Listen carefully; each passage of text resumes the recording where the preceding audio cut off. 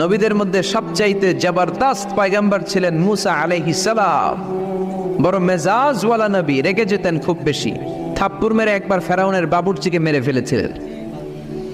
অনেক শক্তি আল্লাহ তাআলা তাকে গায়ে দিয়েছিল। তিনি একবার আল্লাহকে আবদার করে বসলেন, রব্বি আরিনি আনজুর ইলাইক।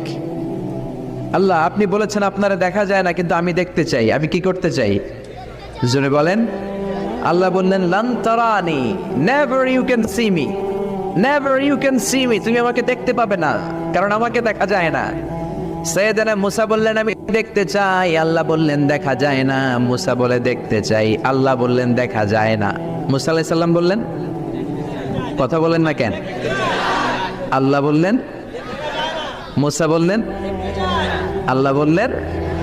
মুসা বলে দেখতে চায়, আল্লাহ বলে দেখা যায় না। কিন্তু সাইয়েদনা মুসা আলাইহিস সালাম ছেড়ে দেবার পাত্র নয়, হেরে যাবার পাত্র নয়।